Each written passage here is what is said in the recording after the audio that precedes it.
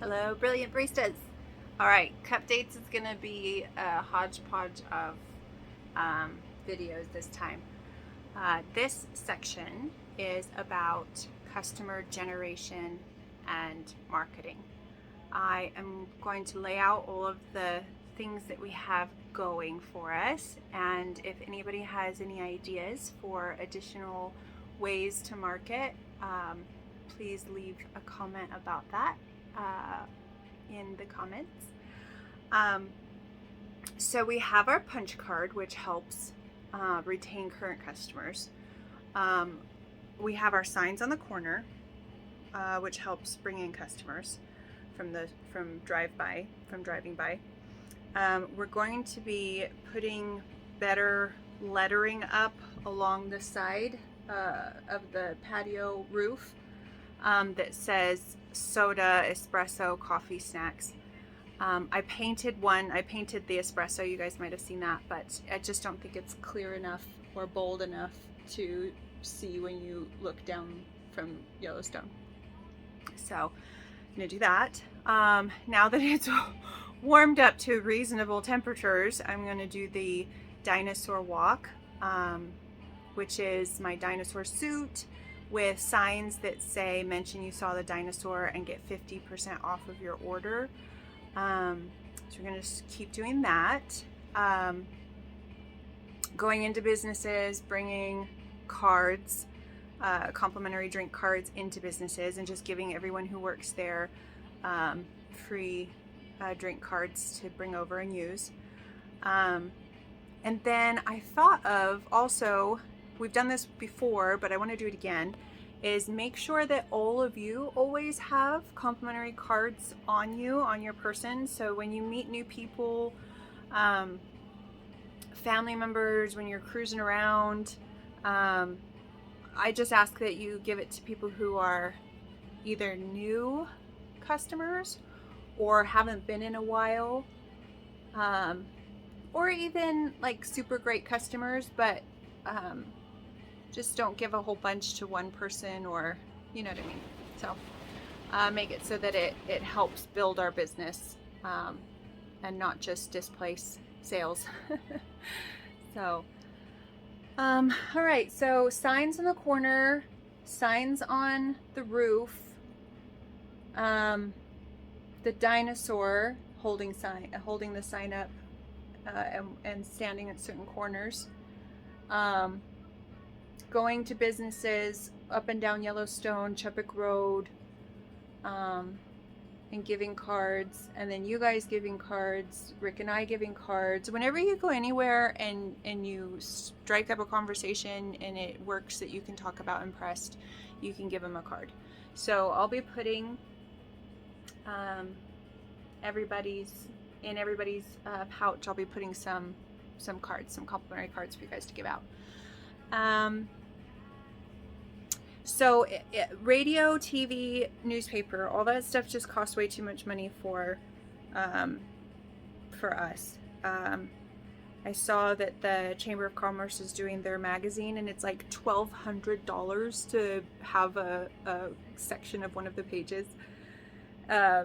So just doesn't work for us, and we just don't get enough customers come through for that sort of advertisement. So if you guys can think of anything else. Oh, there was another thing. Oh, we're doing the parades. The parades I think are awesome and they help. Any other events that we do will help bring in customers to go to events and pass out cards. But also I'm going to start contacting groups, church groups, AA meetings, any groups, yoga studios, anyone that could use space, that wants to just come use space. And I'll start thinking about some kind of discount for groups, or for drinks. Maybe they get 20% discount on their drink or something. So yeah, if anybody has any other ideas, please make a comment. And I think I'm just gonna post this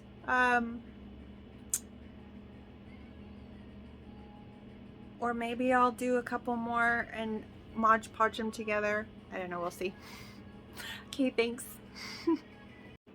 Hello, brilliant baristas. All right, this part of cUpdates is going to be a reminder about equipment and a couple of updates regarding equipment. So maybe you guys thought I knew, but I didn't know that this button was misbehaving. So Rick has it on order to fix. See, it's not, the water's not coming through. All right, so yeah, so what I want to, even if you feel like, oh, maybe I already told them, tell us again. We do a lot of stuff, we're busy. Maybe you guys told us and I just don't remember. But remind us too, if we're not on things, to fix them right away. I had forgotten about the blenders, and I just remembered about the blenders, the goo coming out of the bottom of the blenders. And Kaylee, Rick, and I, we figured that out today.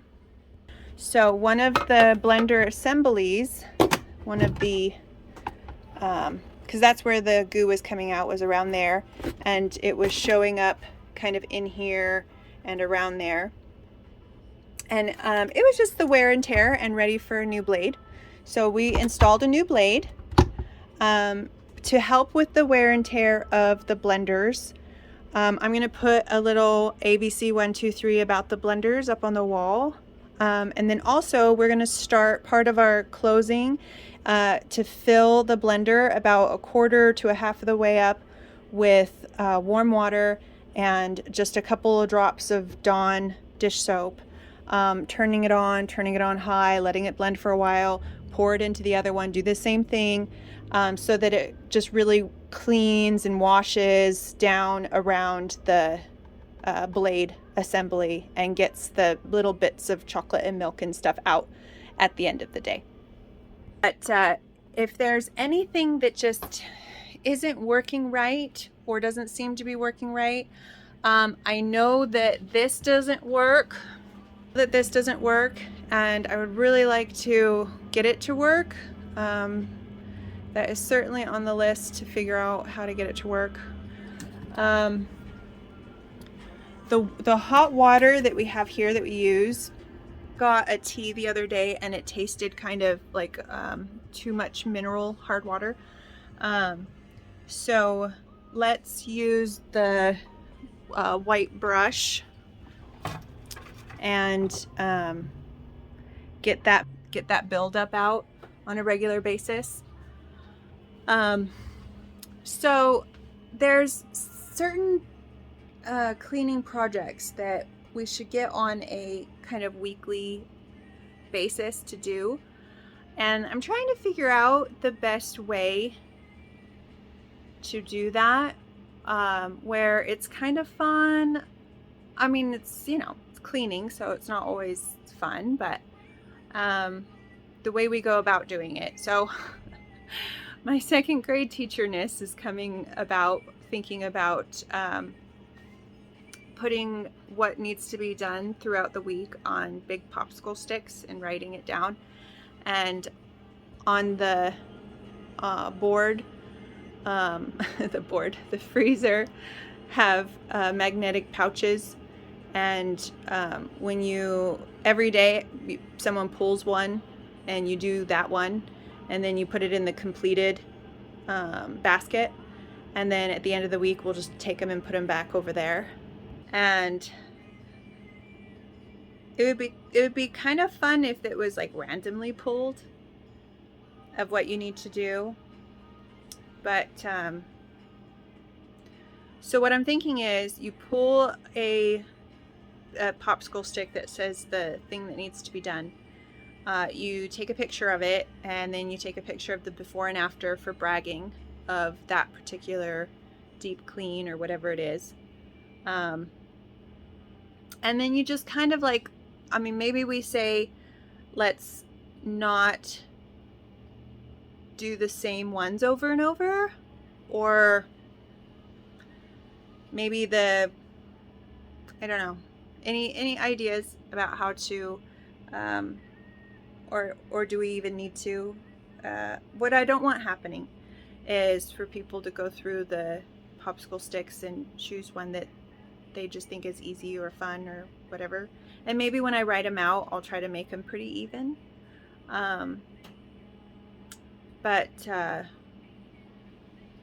Yeah, anyway, I guess I just want it to feel fair.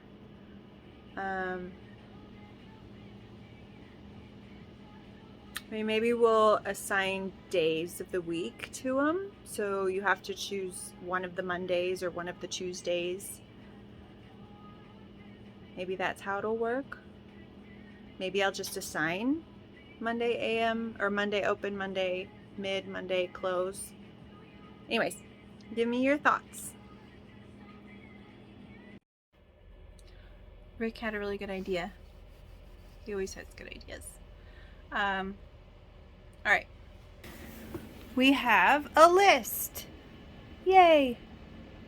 So these are the equipment issues and repairs. Second espresso machine is in the process. Hot water spigot on the coffee maker. I need to figure out how to fix that. And then the espresso machine second head button.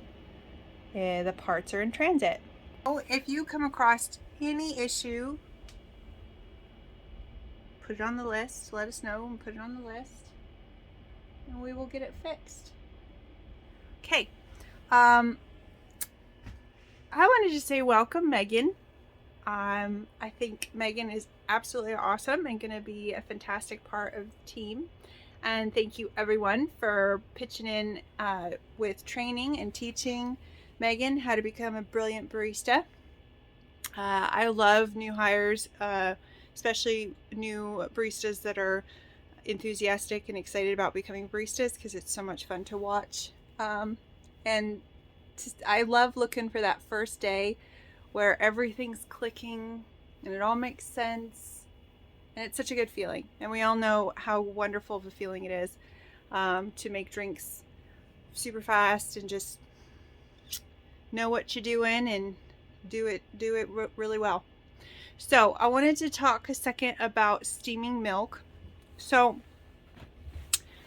one of the reasons why latte art doesn't happen when you try to make it happen, because I've been studying and trying to get the latte art down, is when you're steaming the milk, you've got to keep it vortexing, right? So I know that you all put the milk under the wand and leave it, and it's technically against the rules, but I can understand, because steaming milk takes 30 seconds to 45 seconds, and that's a lot of time when making drinks. So here is the compromise. All right. Okay, so in steaming milk, you want to have, the wand right at an angle and right below the surface, right?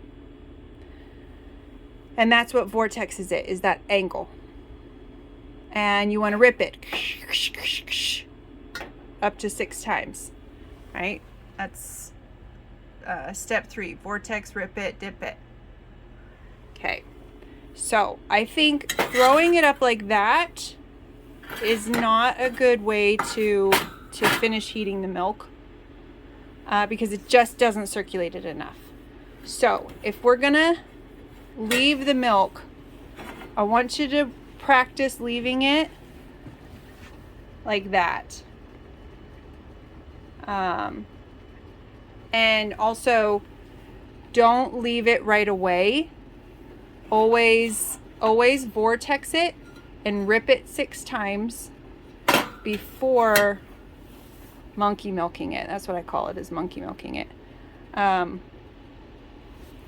So rip it first.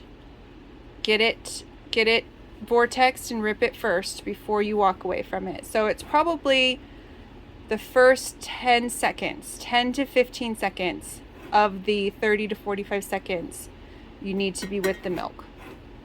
So yeah, a good compromise to all of you. And okay, the drink recipes.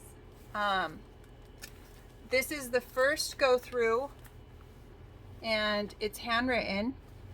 But I am taking all of these handwritten, and I am going to be typing them up so that they're just like super easy to reference, and that we're all on the same page. I want to bring up a topic to everybody and get your opinion. So all of Cafe d'Arte says to always put the flavoring into milk, not right on ice. I have searched the internet for that, for anyone talking about that, and I haven't found anyone talking about it. And I think where my mind goes is, what if, sorry for the noise, what if when you pour the syrup on the ice, it like freezes it? And so you don't taste it as much. And if you put ice and then milk and then syrup flavoring, it tastes better. So let me know, chime in if you guys really don't think there's any difference. I would say, because I know that when you fill the milk up, you put the ice in first, and then you put the milk, and then for ice drinks and stuff, and then you put the flavor. The flavor can splash a lot easier everywhere because the surface is way up there, the top of the milk. Yeah, let me know what you think about that. Oh, that's what I was going to say. If we are going to do syrup first, then I would say we just need to make sure that we're stirring, and like really stirring the drinks and the ice drinks to make sure we incorporate that flavor into the whole drink and get all of it mixed in together. Yeah. That doorbell ding dong made me forget the next thing I was gonna say, so it'll have to be another video that I smush onto these other videos. You guys are all so awesome. Okay, see you in a bit.